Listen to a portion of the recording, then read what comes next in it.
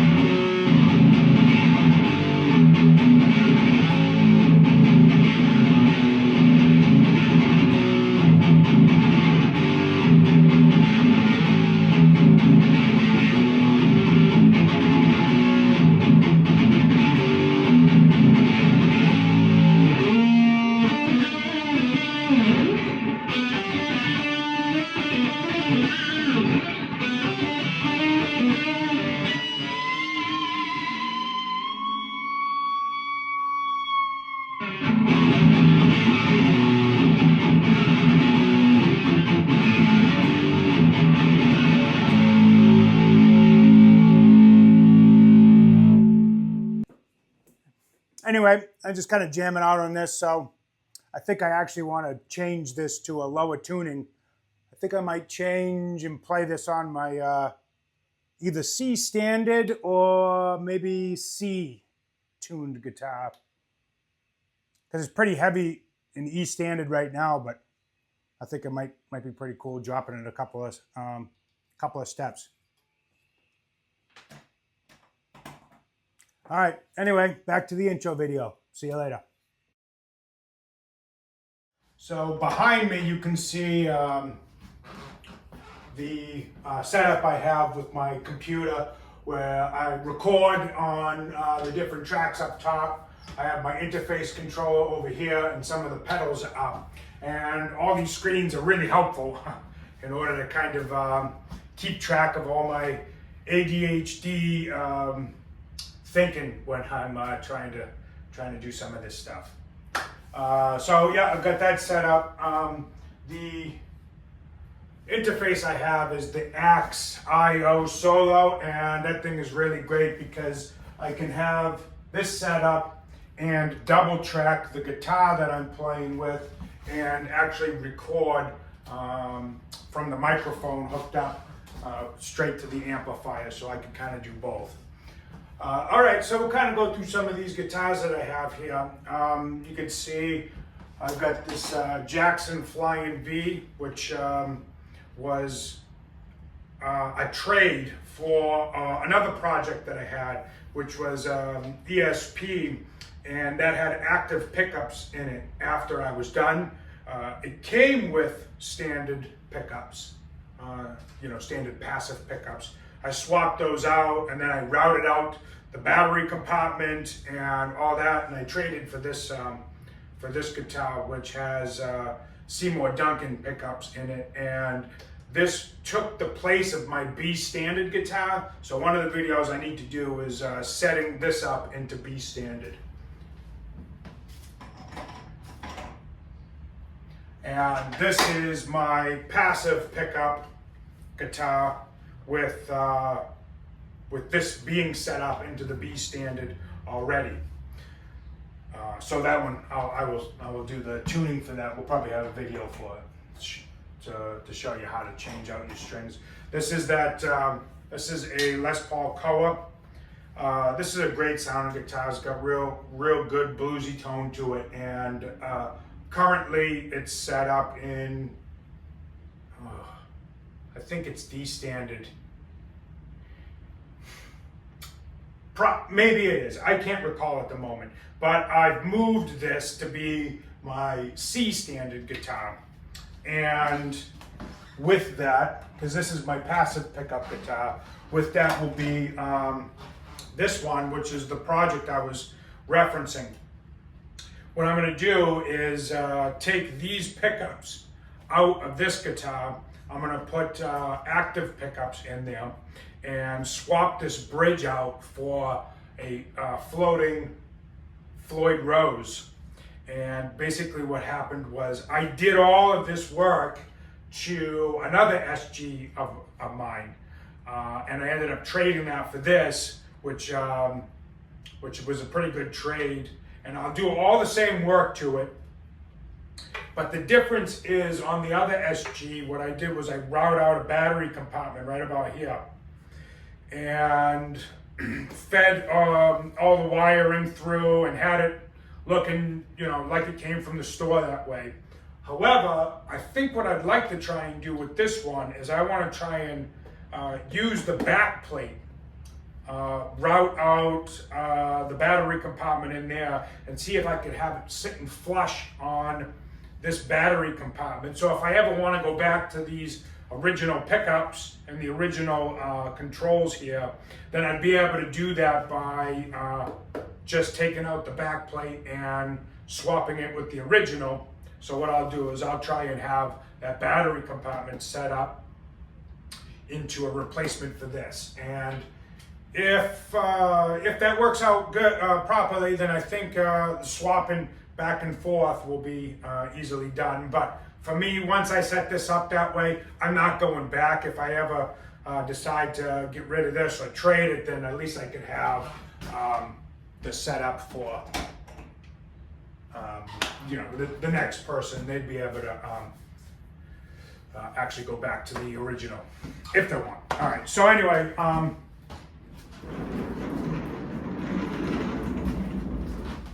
move you guys over to this other side here.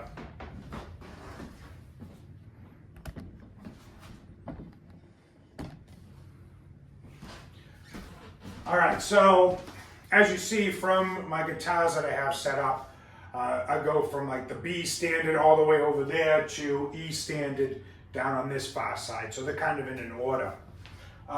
So what I ended up doing with this Les Paul is this is that Floyd Rose bridge that I did install on that SG that I was talking about and will install on that one for that next video. But I set it up on this Les Paul with the James Hetfield pickups, the signature pickups, and these things are awesome. They really are dynamic pickups. And so what I did was I swapped out everything that was in this Les Paul for all black hardware, including the switch and the tuning pegs. Swapped all that out, installed the locking nut here. And this thing is really incredible. I love the setup on this one. This is set up to a C standard setup. And the goal was to have this be a C standard and a drop tuning guitar, which I did. I set it all up that way. But the Eddie Van Halen D tuner is a great piece of equipment. However, I don't think it's great for this particular bridge because I like to pull up and get those pig squeals going. But with this setup, if you can see, maybe I can point out to the video here. You see here that that D tuner can only go so far before it actually interferes with the bridge itself. So hopefully you can kind of see that. So for me, I think what I'm going to do is I think I'm actually going to take that out because I just like having the full rotation of the bridge. Now, if you have like a bridge that only does dive bombs, then absolutely go with this. This thing is really great, and it's not very difficult to set up. Going from there, I have the next one is a C sharp standard setup, and this guitar has just incredible tone. I have done nothing to this except string change and intonation. That's it. The pickups that are in this, I haven't actually even taken this one apart, but the pickups that came with this is just really great sounding pickups, and I just love this tone exactly the way it is. But anyway, we can move on. Oh, I didn't show you this part. Oops. So on the back here, you can see I routed out the battery compartment for the active pickups. And everything that's now in here, all the guts to this, is all the quick connect system. So there's no soldering done in this guitar now. So I want to show you that real quick, because moving on to the next one is the Jackson Flying V. And this Jackson Flying V, unlike the other one, both of those, like the B standard one, or that's about to be B standard, that's a Randy Rhoads Flying V, just like this is. And with this setup, I got the James Hetfield pickup, signature pickups in here as well. And I've got the gold hardware to go with the whole theme of this guitar. So what I ended up needing to do with this was I routed out the battery compartment in here, and then changed out all the internal components to the quick connect and took out the passive pickups that were in here. And this is my D standard active pickup guitar.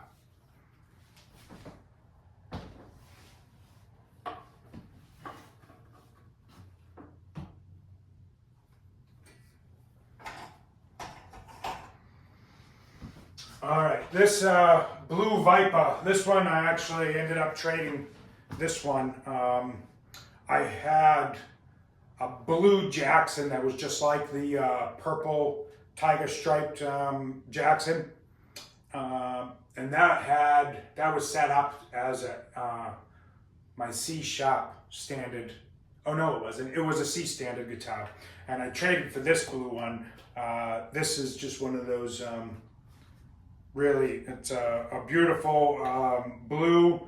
It's a Blue Viper limited edition Les Paul, and it's got some great wood tones to this one. And so this one, I'm not doing any changes to this except for tuning it to the D standard.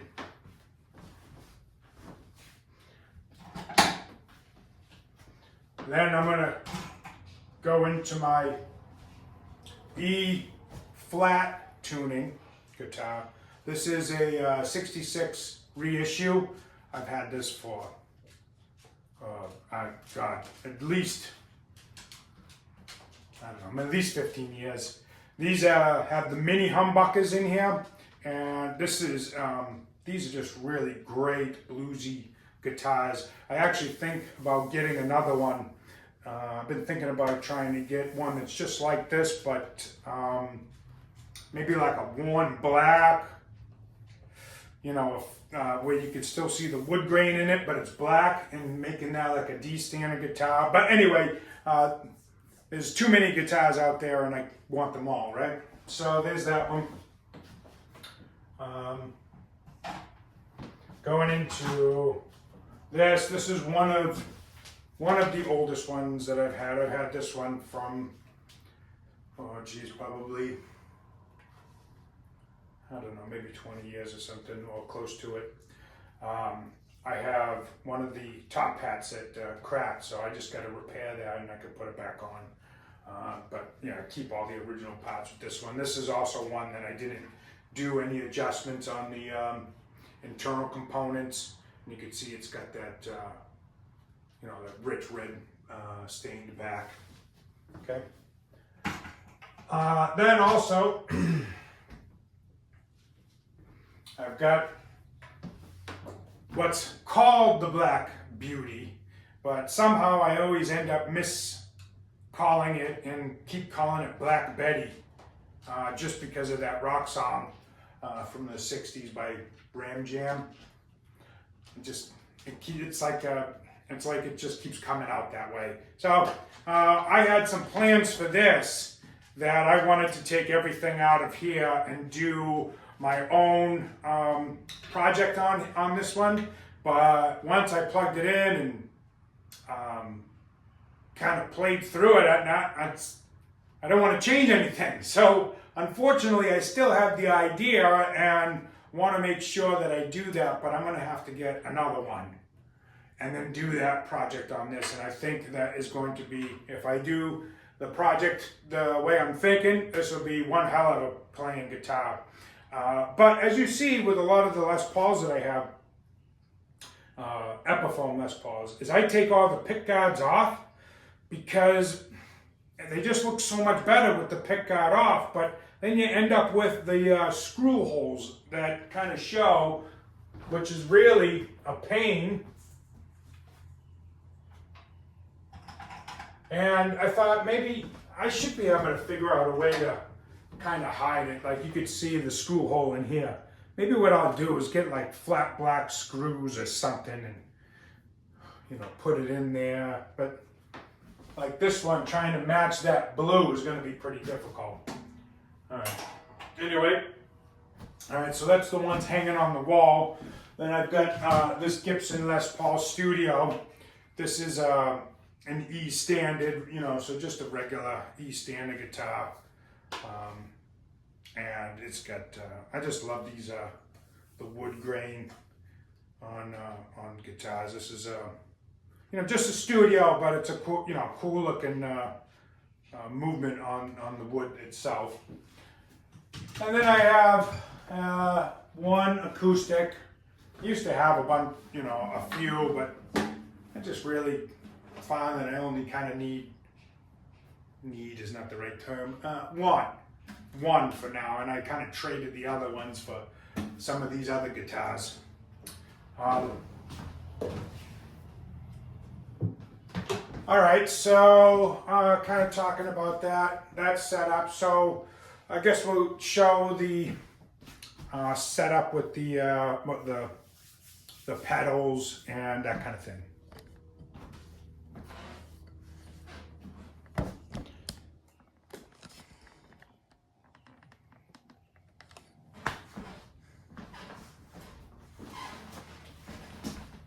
All right, as you can see, it's pretty standard stuff here. You gotta have your tuner on there, of course. We got the slash wah pedal, which is a great wah pedal because you have control to gain and volume. If you take a look at the side there, hopefully you can see. Yeah, you can see the two knobs that are on the side, and then it also has a switch to increase the gain. So that thing can be a really noisy pedal if you want. Then I got the noise suppressor, the drop pedal, which is really helpful. Instead of constantly switching out guitars, going from one tuning to the next, you could just drop it a whole step, half step, all the way down to a full octave. So you've got some real choices there going down. The blues driver, the Boss Blues Driver BD2. If you can only have one overdrive pedal, I would suggest that one. That is a very versatile overdrive pedal. I've got the Big Muff, of course, that's a great pedal. The Phase 90. You've got the digital delay, a loop station, of course, and then the rat pedal, which has several different rat pedals in one, which is a great one. And then the compression sustainer. One of the ones that I have coming right now is from JHS pedals, and I got the Not a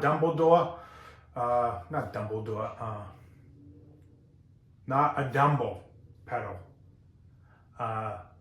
which I'm pretty excited about because it's the end of the very first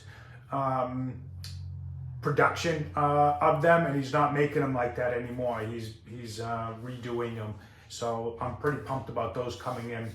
If you take a look at his the JHS pedals and take a look at that video, you'll see what I'm talking about. It's a great video and really cool explanation on how he ended up making the pedal that way. It was pretty good video.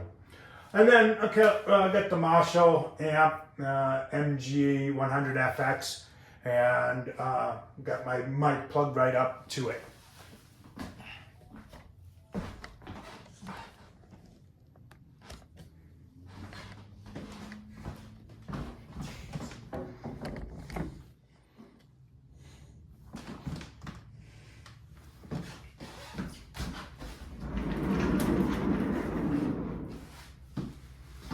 All right, look, so got a lot of great plans for this channel, and I'm looking forward to doing these projects. The thing is, I'm constantly doing them anyway, so I might as well record these videos and put them up and show people that if you want to do some tweaking to your own guitar that you have, it's very easy. It's very easy to do. It just takes a little bit of patience, and the measurements that you're doing. We're talking very small measurements to kind of feel out the difference of what your pickup height might be and all of the adjustments. So you just have to have patience, and you can do the setup yourself. And I think it's really helpful for any guitarist to be able to do these adjustments, and then you don't have to constantly go into the shop and have them do it for you, and to think about all these guitars, if I had them all dropped off to be tuned and intonated at all the different setups I have here, this would be well over $1,000 just for this and just for the work. So it's helpful to be able to do it yourself. All right, so, I'm sure I'll end up doing covers on here and a lot of original recordings probably, and we'll do some projects like changing out pickups and that kind of thing. And then I don't think I'm going to do videos teaching people how to play scales and chords and things like that. At least I don't think so. There's plenty of guitar channels out there that do that kind of thing. And if anything, I might just show some tips and tricks of what I've done and what could be helpful to you. But honestly, this channel is going to be a fun channel, and even if you're not into playing guitar, I think this could be a fun channel for you to kind of learn how the inner workings of setting up your recording studio, any of the adjustments that you need to do for mixing, and that kind of thing. And look, we're gonna have some fun here. So look forward to putting out these videos and bringing you guys along, and we'll see what kind of fun we can have, and we'll see you on the next one, which should be that SG project.